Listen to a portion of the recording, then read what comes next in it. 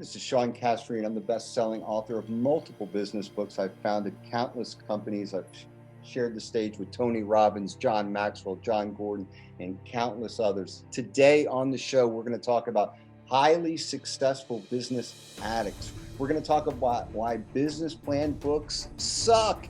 And we're going to talk about the formula for being a billion-dollar employee. Stay tuned. Congratulations! You are tuned into Dov Baron's Leadership and Loyalty Show, the #1 podcast for Fortune 500 executives and those who are dedicated to creating a quantum leap in leadership. Your host, Dov Baron. He's an executive mentor to leaders like you, a contributing writer for Entrepreneur Magazine, CEO World, and he's been featured on CNN, Fox, CBS, and many other notable sites. Dov Baron is an international business speaker who was named by Inc. magazine as one of the top 100 leadership speakers to hire. Now, over to Dov Baron. Welcome, dear friends, fans, and fellow aficionados of leadership excellence. Thank you for joining us on this episode of Leadership and Loyalty Tips for Executives. Let me ask you, what do you need to do to up-level your leadership? Well, let's start here. Do you know where your Achilles heel is? What is it that you hide from others, but maybe justify to yourself? What is it that you think you may even tell yourself that is your edge, that is in fact holding you back? That thing that if you confronted it would actually make a massive success. It would magnify your success in all kinds of ways. Well, stay tuned because that's where we're going on today's show. I'm your host, Dov Baron. I'm here to assist you tapping into the one thing in your business that changes everything by transforming meaning into action. Curious to know more? Go to dovbaron.com. That's DOVBARON.com. This episode of Leadership and Loyalty is brought to you in part by our other podcast, Curiosity Bites. Curiosity Bites is the answer to the question, how can we bring people together who completely disagree? This is exactly what your heart, your mind, your soul has been craving. It's your chance to sit in on some real and oftentimes intense conversations with some of the world's most interesting people. We're talking about neuroscientists, astronomers, astrologers, astronauts, philosophers, holy people, quantum physicists, Grammy award-winning entertainers. I mean, it just goes on, and it is truly fascinating. Simply go to dovbaron.com and find out how you can sink your teeth into the delicious Curiosity Bites. As always, you can find both of the podcasts on Apple Podcasts, Spotify, iHeartRadio, or wherever you tune into podcasts. We always need your help in staying relevant, though, so please do us a favor. Go over there, rate, review, and subscribe to the show. And, of course, share it with everybody you know. If you are a regular listener, a big thank you to you for making us the #1 podcast globally for Fortune 500 listeners. And we're honored to be cited by Inc.com as the #1 podcast to make you a better leader. So again, thank you for sharing the show with everybody you know. All right, let's strip it down and dive right in. In Greek mythology, Achilles is this hero of the Trojan War. He's the greatest of all the Greek warriors at that time. It is said that as a baby, he was held by the feet and dipped into the river Styx, making him invincible. That is, except for the place that was not dipped into the river, that being his heel. He and others often never considered the vulnerability of that heel because he'd received blows and wounds throughout his body, but nothing appeared to take him down.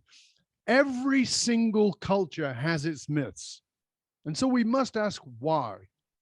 The greatest thinkers of our time have pointed out that these myths, these teachings are there for us to teach us the life lessons, like how to be courageous in the face of defeat, like David and Goliath, or how to remember and notice our own hubris, our pride, our arrogance, just like Achilles. We all have something that can bring us down. But in a personality-driven, a social media-driven world where you might have potentially millions of followers and more success than you maybe even ever imagined, if you're really honest with yourself, will those people who are surrounding you today actually tell you the truth? If there's any doubt, then stay tuned because we got a fascinating show for you. Because our guest today is Sean Castrina. Our guest today is Sean Castrina. He is a best-selling author of 3 books, including 8 Unbreakable Rules for Business Startup Success, The Greatest Entrepreneur in the World, and his most recent book, The World's Greatest Business Plan That Actually Works. He has contributed articles to Forbes, Money Magazine, Inc., Yahoo Finance, and countless others. He has guest lectured at some of the world's, let's go American. He's guest lectured at some of America's greatest colleges on entrepreneurship. He has shared the stages with people like Tony Robbins, Jon Gordon, John Maxwell, and numerous others. He's also the host of the 10-Minute Entrepreneur podcast, which has been a top business podcast on iTunes. Ladies and gentlemen, please put your hands together and help me to welcome the man who has battled the Trojan Prince Paris Slayer of Achilles, Mr. Sean Castrina! And the crowd goes wild, young man. All righty. Good to have you here, Sean. It's great to be on the podcast. Incredible. Thanks, podcast. mate. So, we always like to start the show by, you speak a lot, I speak around the world. We get asked to be consultants, and oftentimes it's difficult to give the answers needed because the question is wrong. So where I always like to start the show is to ask you this. In the context of leadership development, what do you believe is the question we should be looking for answers to today that we're just not, that most people are kind of oblivious to? What is it? Well, I think everything, like in business, for example, I always recruit leaders. I always put on the tier of people I want. I want people that can open the doors. Okay. Then I want skilled people. Then I want managers, but then I want leaders. And leaders are the ones that put money in your pocket. Leaders are the ones that allow you to scale companies. If you can't identify and develop leaders, you're never going to scale. You'll never take a company to that next level. And for that matter, you can't take anything to, as a coach or, whatever it may be, leadership is what you have to be able to identify and develop. So what's the question we're not asking around developing leaders? Well, I think a lot of people just assume that certain people are leaders just because of their title. And I think what you're talking about, just developing leaders. A lot of people just assume, okay, I started a company, let's say, and I'm, on my business card, it says I'm the owner. It doesn't mean you're a leader. No. You may be the owner of the company. It does not guarantee that you're a leader. Leadership is a constant development. The leader I was 10 years ago and the leader I am now are 2 different people, and every day it evolves. Right. I fully agree. Now, at the beginning, I was talking about the myth of Achilles. And I spoke about that, obviously, for very good reason, because, we're living in a time of the opioid crisis, and with very little accountability about it. When we tend to think of addiction, we tend to think of that guy down the back alley with a needle in his arm. We don't tend to think of millionaires living in big houses, making pitches in big boardrooms. We just don't think of that. But oftentimes it's that bias about those people in the back alleys that don't allow us to see the truth. The addiction is not only surrounding us, but it may be our own. You learned this the hard way. You were a highly successful millionaire, but you were also at the other side. Can you tell us a little bit about that? Because I think it's really an important piece for people to look at and examine and potentially hold the mirror up a little bit. Yeah. 2011, I woke up one day with back pain. Literally, I had no idea, where it came from. And I've always, I wrestled in college and I've always, worked out. But, I had back pain and I did the typical, you go to the chiropractor. I went to, everything you can imagine, everything, laser back therapy. What is it? What they stick the little needles in it. I forgot what that's called. Oh gosh, I'm running a blank. But everything that you can imagine, anything that you can do for your back, I did. And then I went to a pain doctor. And what do pain doctors do? They give you pain medicine. Well, about 7 years into that, I'm on 20 oxycodines a day. I'm on, 20 oxycodons a day, 5 milligrams. I remember it came in such a big jar that when I'd go to my pharmacy, they would have to be like, Sean, you got to come back in a day so we can fill, like, we don't have enough. And it would sound like chiclets. It was so many that, like, with our house cleaners being here and the businesses that I own, I used to keep them in my safe because they're on the street value of something that is worth a lot. And I was getting prescribed, it's 600 and some a month.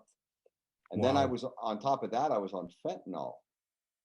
Okay. I was on 75 grams of fentanyl, 75 milligrams of fentanyl patch every 48 hours. Crazy. And it's an insane amount of medicine to be. So let's just pause that for a minute, because I just want people to comprehend that, because when we think about, quote, fentanyl, we think, we may not realize it, but, a very small amount of that kills people. I personally know somebody or knew somebody who died from fentanyl, and the post-mortem said fractional amount over is what killed him. Fractional amount. He was a young man in his early 30s. I mean, and you're on 75 milligrams of this stuff, plus everything else, plus the oxy and all the other shit. I mean, I got to ask, are you part stallion? Yeah, I'd like to think so. But I had the top pain doctor in our area, which is next to the University of Virginia, so very credible, was prescribing it. So I didn't know any better. I mean, I don't drink. I don't, I'm not in the pot. I don't have a problem with either. I just never did it. I don't drink or smoke. So I don't have a predisposition to drugs. But then, you wake up 7 years later or whatever the case may be about that time, and I'm a drug addict. Didn't know it, but my doctor ends up getting arrested. Well, not shocking. And so I had to, so his practice is closed down, obviously. And then I have to go to other pain doctors to try to get a refill. And I'm just going in there like, I'm going to get a refill, like no big deal. And because I'm very well known, I do TV commercials and stuff like that in my town. So I go in and people, they pull me aside. These doctors are like, Sean, you're never going to get this refill. This was coming off the 2016 election, about 2017. Now that I think about it, where in the United States, opioids is really very much at the forefront. And doctors were saying to me, we're never going to prescribe it. And so they were, they're like, you're probably going to have to go into rehab because we're not going to give it to you. We will not give it to you. And my doctor, who I had for 20 years, gave me, just out of a gift, he said, I'm going to prescribe you 5 more fentanyl patches. This is it. This is the end of it. This will buy you like 2 weeks to decide, how you're going to take care of this. And then I ended up going on a beach vacation with my roommates from college that I do pretty much every year. They're actually in my house as we speak, 6 of them upstairs. They come in every year for a trip, and we went on vacation, and I quit on that vacation, just went cold turkey on everything, which my doctor, when I came back, I walked back into his office for the follow-up visit, and I handed him back the box of the five things. And he said, I've never, ever had anybody quit. He said, I've never had anybody quit fentanyl cold turkey, ever. He said, wow. All the time he said, I've never seen it done, let alone quit oxys, because oxys are like Tic Tacs. They're like a quick hit of, they're just like a quick hit of speed. He said, so to quit oxys and quit fentanyl with no treatment, not going into a treatment center, he said, that's, prisoner of war mentality. So where was your life at that point? Because again, we're talking about the bias, right? Yeah. The bias is if somebody's a drug addict taking that amount of drugs, they're in a back alley. But you weren't there. I wrote 3 books, and grew companies. Maniacally focused people just compensate in another way. They just figure it out. Michael Jackson was on, Prince was on. Unfortunately, all these things eventually will kill you. Thankfully, I quit, but typically highly driven people just figure out a way to handle it until something horrible happens. Sure. The story always ends bad. I mean, Yes. the drug addict story never ends good. The only way it ends good is if you quit.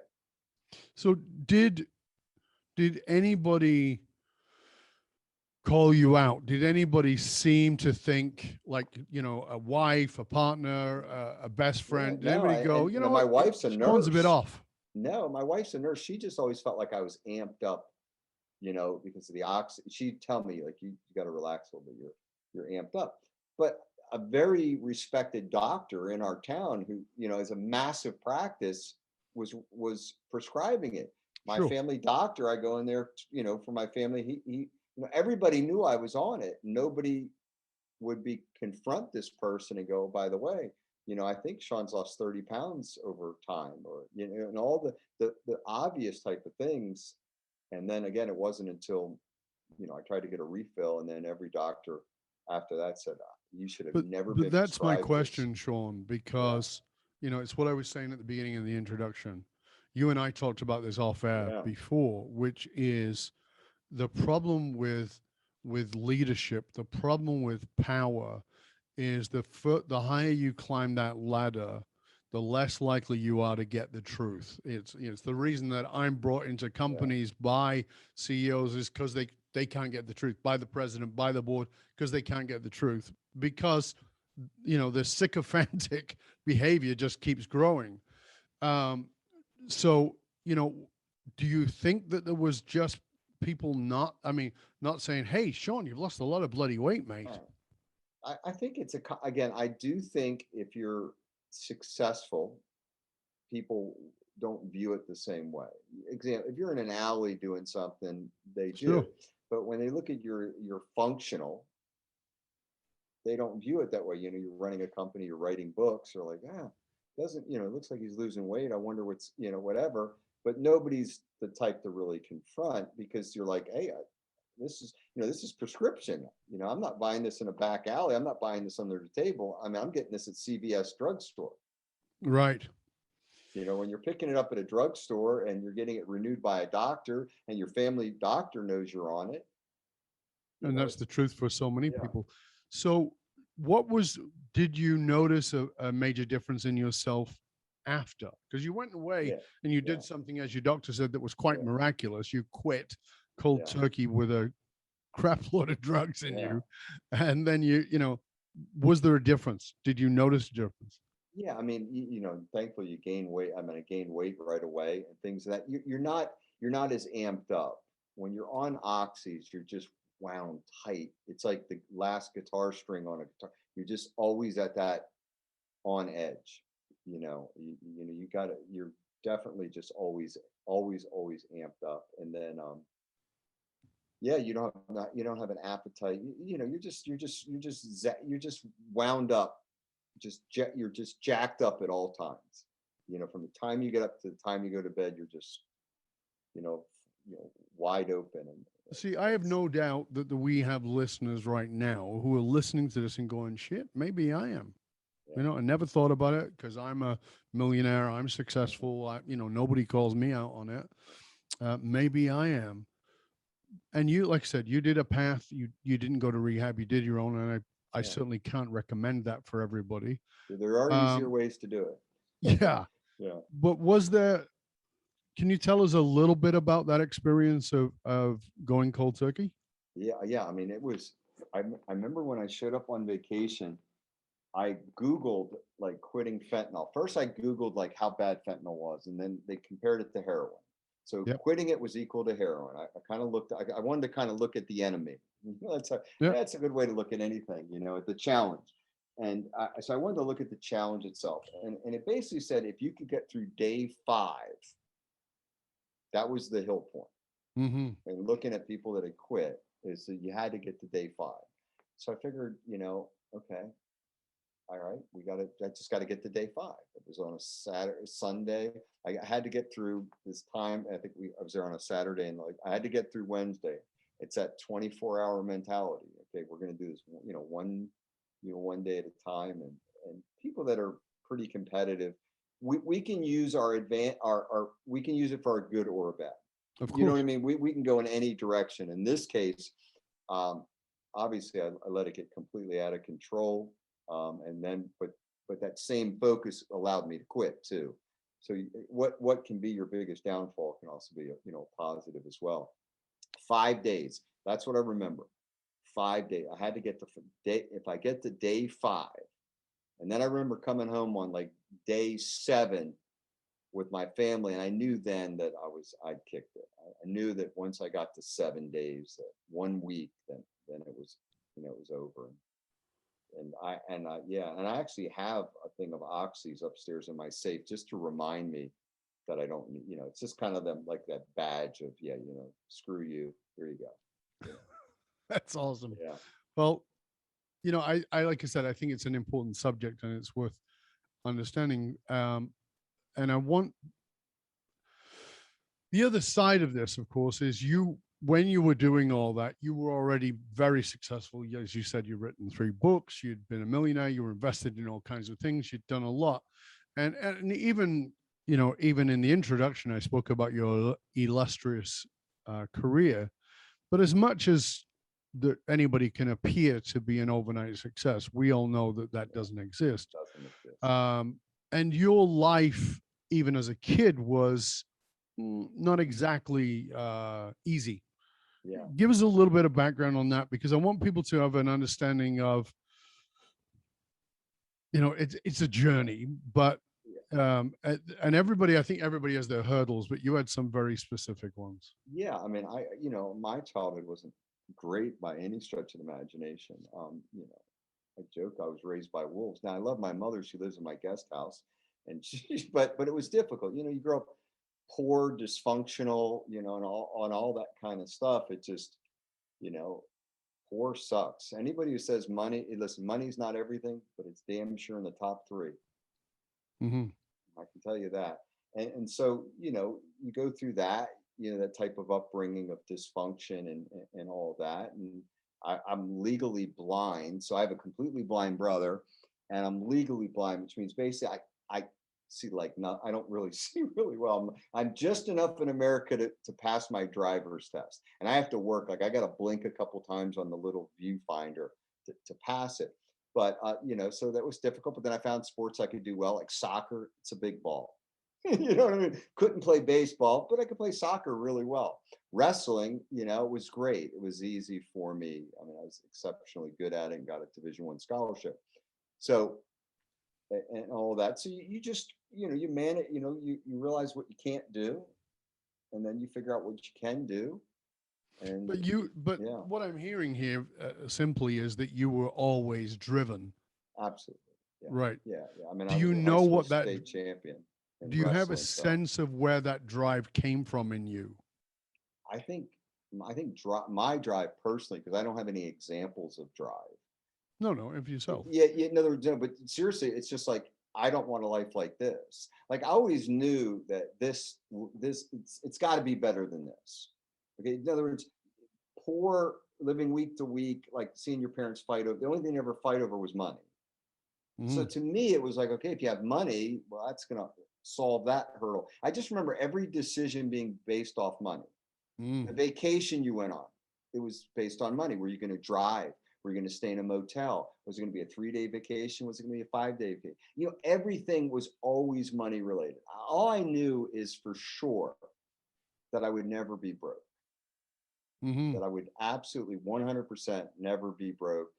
And that's kind of worked itself out, over the years. So yeah, you just kind of look at the life you have and you're like, hell, this ain't, it's got to be better than this. And the only way to do it is to achieve at a high level or create an opportunity, and obviously that kind of worked itself out fairly well.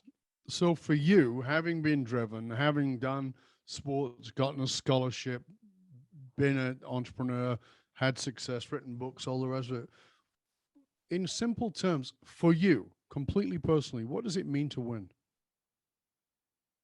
Winning means not losing. To me, second sucks, okay? Unless it's $1 billion company and you got the second position. Like, it's okay to be Burger King, behind McDonald's, but in most cases, second is not a great position. I mean, to me, just succeeding and winning, I always say there's never been a silver medalist on a Wheaties box. Never been a silver medalist on a Wheaties box. We remember winners. We don't remember second places.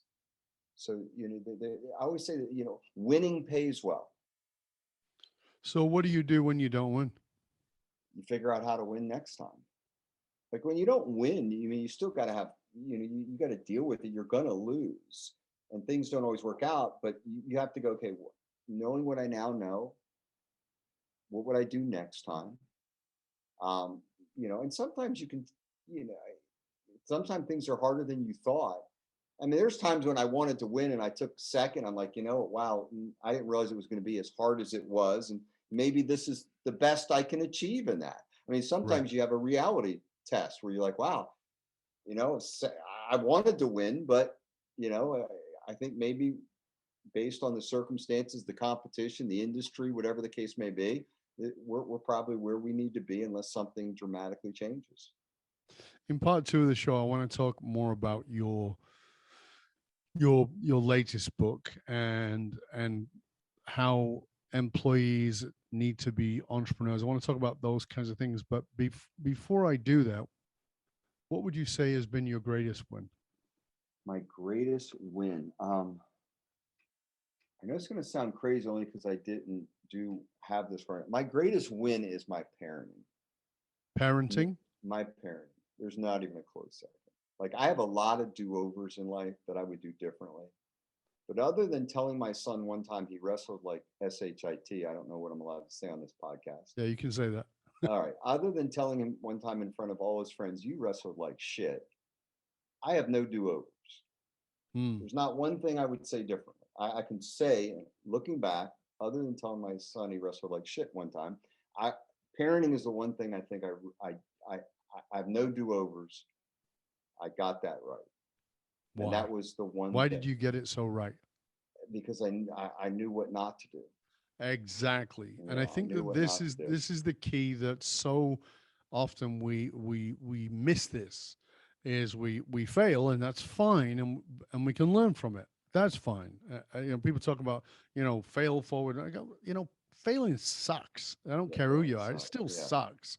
Yes, I think you should learn from it because it's inevitable, but don't deny that it sucks. It does suck. Yeah. And I think though that I think the people who really understand joy have had great sadness. The people who understand the desire to be a really wonderful parent probably had shitty parents. Yeah. It's kind of, and we hold on to this. We love these lovely ideals, but the truth is, you're going to learn the most by confronting what it is you missed, what it is you didn't get. So I love that you go to that as your greatest win. Yeah, really quickly in under 30 seconds. I'll never forget my father, alpha male, came to stay with us. And my child had said something upstairs, was talking back or doing something.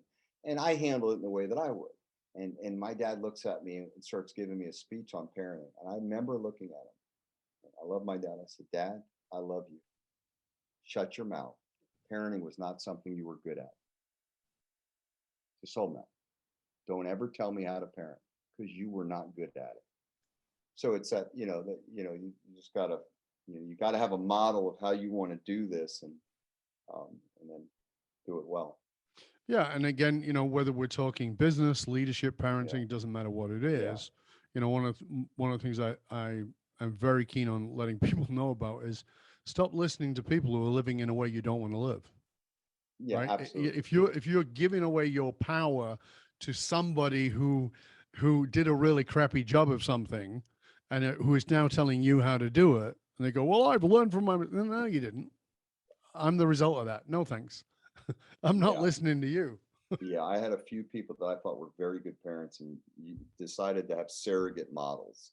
So not the typical maybe people you grew up with, but I looked around, I had a couple people that I thought, man, they got really good kids. Okay, they got really good kids. Let me follow these models. Yeah, I think that's what we got to do in absolutely everything. Sean, we come to the end of part 1 of our show. We're going to go into part 2 in one click. But before we go there, I would love for people to know, for them to find out more about you, your resources, your books, how they can reach you. So would you mind just telling everybody how they can reach out and find out more about you? Yeah, they can get a free book, an ebook of one of my book. I think 8 Unbreakable Rules right now is on the website. Go to SeanCastrina.com, SeanCastrina.com, and download a free book. We want to give away 1 million. Fabulous. Fabulous. And they can find you on social media and on your own website as well? Yeah, I'm on Instagram, and so easy to find me. Okay. And the main website to find you is? SeanCastrina.com. SeanCastrina.com. So just get over that. And of course, we will post those URLs in the show notes so you'll be able to find them. So we're going to take a little break here. We will be back in one click. Till then, stay curious, my friends. Stay curious. We're going to come back in part 2 with the fabulous Sean Castrina.